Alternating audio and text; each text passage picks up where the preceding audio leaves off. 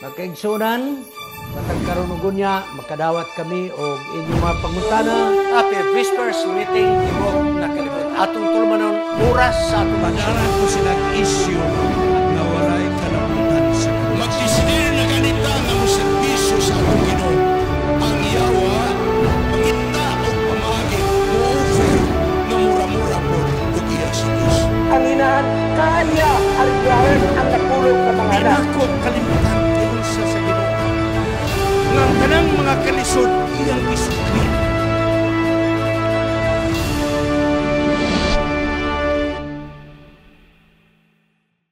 Happy Preparation Day sa tanang mga kaigsunan sa tibok kalibutan.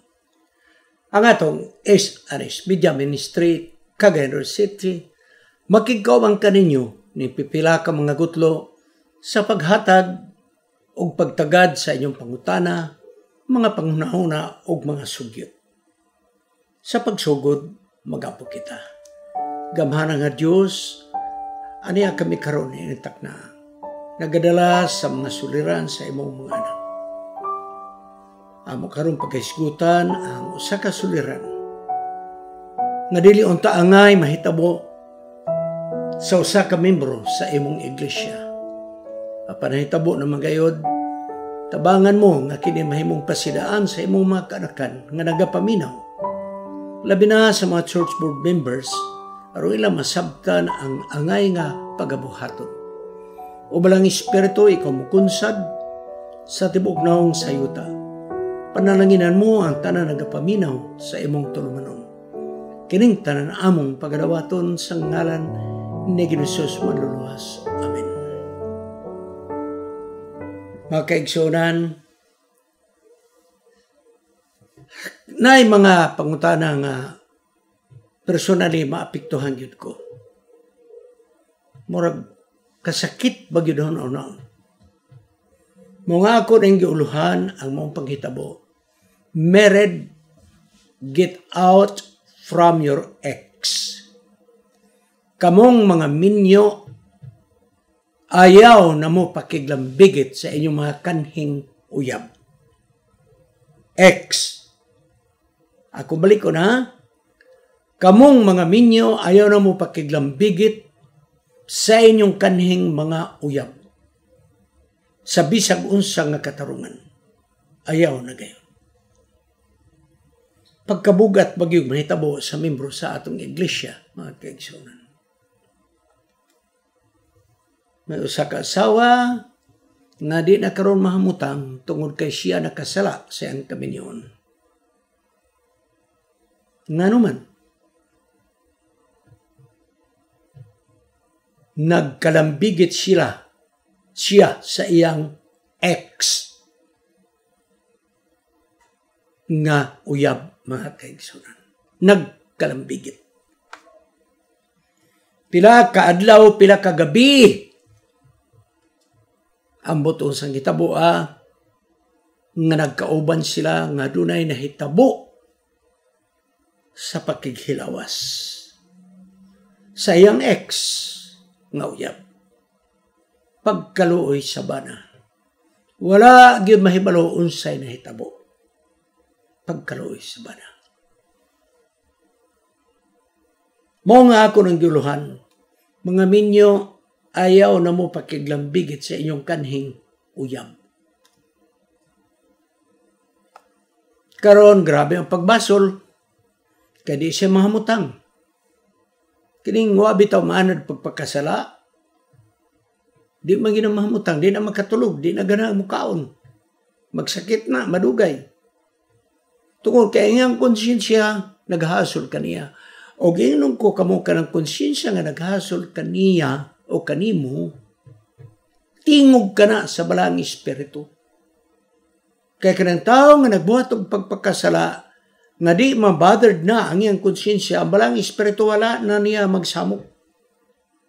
Sumayon na lang kay ang balang espiritu, wala pagid mo biya. Wala pagid mo biya. Busa ni abot kini, diri sa atong studio, kung angay ba siya magpa-rebaptize. Di na lang na ako tubagon diri ang issue sa rebaptism. Kaya atong hatagan ang issue sa ex-boyfriend o girlfriend. Di na lang. Kaya doon na ako'y tubag na sikreto, mga kaigsunan. Tanawa? Di mamutang. Rebaptism. Kung ako magundin tubagon, makaingon mo, sulbad na marinig na ay rebaptism. So, asa man yung atong mga ex-girlfriend, boyfriend, magpa-rebaptize lang ta. So, di na ako natubagon, mga kaigsunan, ha? Di na ito natubagon. Ang issue sa rebaptism, dito na ako gitubag direct. Di na ako tubagon diri sa atong tulumanon. Kaya may tabo ko, akong tubagon kini mga kaigsunan mo, ingon ta nga, sayon naman day. Tumanon tala na atong gusto, total, na may rebaptism. So, di na ako tubagon ang issue sa rebaptism. Ingon nga kita o sa kaiglesia, ang dili pagkamatinud anon sa kaminyoon o sa kadakong kaulawan sa atong iglesia. Ugon niya, makaguba sa kinabuhi sa inusinti nga bana o inusinti nga asawa kung mahibalo siya. Nini nga kahimtang mga kaigsuuna, nagtuo magyud kung ang bana grabe yung kayod sa trabaho yung taon. Para lang yun. Ngayang masuportahan ang niyang paminamalay. Pero ang sa pagkaunsa, huwag yun tayo hanaw ang maong bana. Ang iyang bana asawa di ay nakighilawas naman sa iyang ex-boyfriend, mga kaigsunan. Di lang mo sa kaadlaw, di lang. Di lang na kung ano, pila kadlaw, pila kagabi, di lang. Basta daghan, mga kaigsunan. So karon nag-research ko unsay katambag na to. Niya ako'y nakuha nga matalambagan alang sa mga ex-girlfriend o ex-boyfriend. Sa di pa kumupadayon gusto na ko ipaibalo kaninyo. Tingali wa mo'y daotang intensyon nga kamo nakiglambigit gapon sa inyong mga ex. Pastor, wala naman, adugay naman na, oy. Wala naman miniana. Kung na lang, namigo naman lang guni. Tingali. Pero para sa ako, di paghihapon ko pabor. Kaya magkaligas-ligas ang panahon, mga kaigsunan. Di ko mawala ang mga pagbati. Kung pananglit, doon na may inyong asawa o inyong bana nga nagreklamo, tungod kay ikaw, makig-text, makig-chat sa imong ex, dahil tinuray yun, wapod mo magpakasala, dahil mga tarungan ka, wala man ko'y gibuhat.